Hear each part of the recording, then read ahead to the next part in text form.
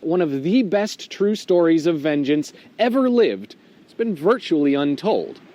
So Hollywood, if you're listening, this is the story of Lautaro, the slave who defied an empire. In the early 1500s, a boy named Leftraru was born to the chief of a South American tribe. But beyond his father's special status, his childhood wasn't really all that unique. A normal boy learning to be a man, learning to rule as his father had done. But by his 24th birthday, because Leftraru and his father were not born into the same worlds, his was a world facing apocalypse. On the doorstep of his tribe, an empire had arrived. Death and subjugation wore the mask of Spanish conquistadors searching for gold and silver, killing anyone who got in their way. Their leader was a man named Pedro de Valdivia, who was given the task of turning Chile into a functioning Spanish colony. After having served loyally under Francisco Pizarro in Peru, it was his turn to have a crack at the bat, and he was going to make a legacy out of it. With 150 soldiers, he marched south and settled the city of Santiago, murdering or enslaving thousands of local people who stood in his way. In a sense, this slaughter is what began modern Chile. It's after him that the southern city of Valdivia is named, and his memory is etched into streets and monuments around the country. Statues of him grace the cities founded through his conquest. But it's hard for me to see Valdivia as the hero of this story, even from a pro-Western perspective. Conquistadors rarely come out looking like the good guy. His mandate was to conquer people in the name of personal wealth and glory, and by extension the glory of Spain. He wasn't a crusader conquering Chile under a misguided attempt to save people from a heathen religion. He wasn't a protectionist conquering as a means of keeping his borders safe. If this were a revenge film, there's little question that he'd easily fit into the role of bad guy. Of course, that isn't to say that he was unnaturally evil, or even counter to the world that he lived in.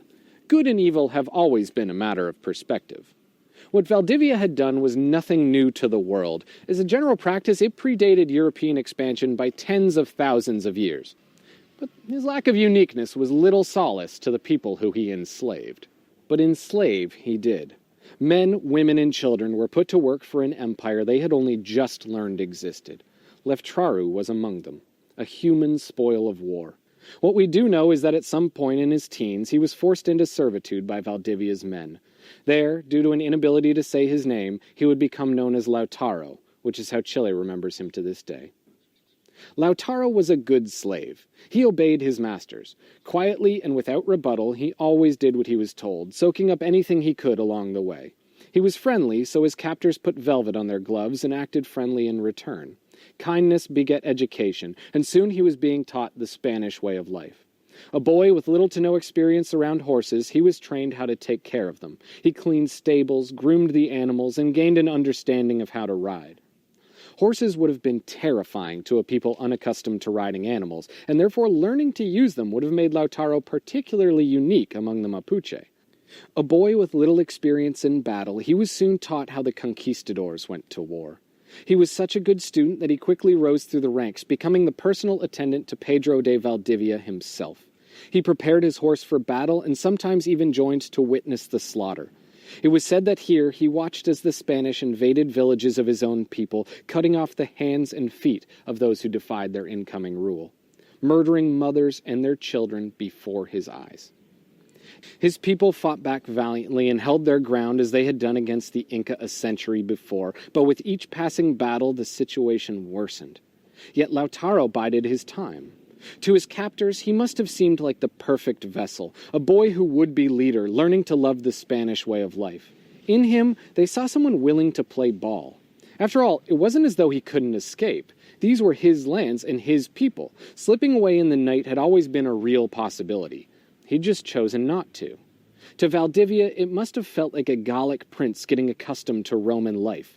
They surely must have felt that when he did leave, it would be as a subjugated ruler, a dark-skinned emissary of Spain. But Lautaro had different plans.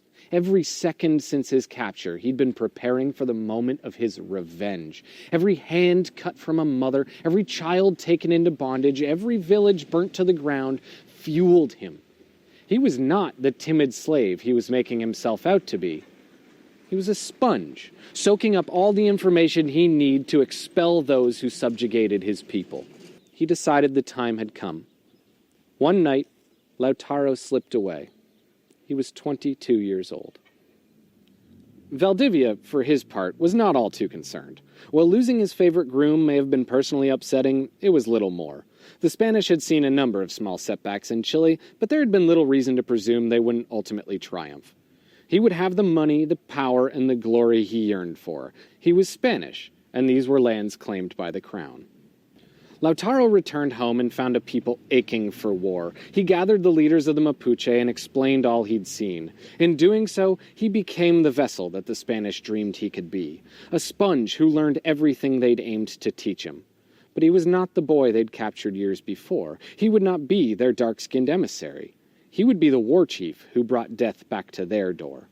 The tribal leaders all agreed. A year later, and Lautaro led the Mapuche to war. They began taking Spanish encampments one by one, eventually sieging the important fort at Tucapel. Valdivia had seen this type of rebellion before. Natives had often revolted, and he'd often crushed them. Instead of allowing the war party to progress any further, he would meet them himself. Taking 40 Spanish caballeros on horseback with a few hundred native conscripts, he marched off to bolster Fort Tucapel and crush his rebellious little slave boy. And on Christmas Day, 1553, Valdivia arrived to find his precious fort razed to the ground, his lieutenants all dead or gone. There would be no walls to protect him here. As his soldiers dismounted and began setting up camp for the night, the Mapuche attacked. Despite being outnumbered and caught off guard, the Spanish managed to hold the line. The first wave was defeated and Valdivia victorious. But as they started to celebrate their victory, a second wave flooded out. These came with nets and lances, pulling the Spanish off their horses and dragging them into the forest. Seeing themselves nearly overwhelmed, they fought back with a fury they'd never expected to need. And again, they pushed back the Mapuche. With half their soldiers dead or dying, Valdivia sounded the retreat. And just as they began to turn and run, Lautaro stepped out from the forest. There was nowhere to go. A third wave of Mapuche the Spanish lines and killed every last man. There's no clear agreement on how Valdivia died, but by all accounts he survived right up to the end. He didn't die in battle, but in defeat.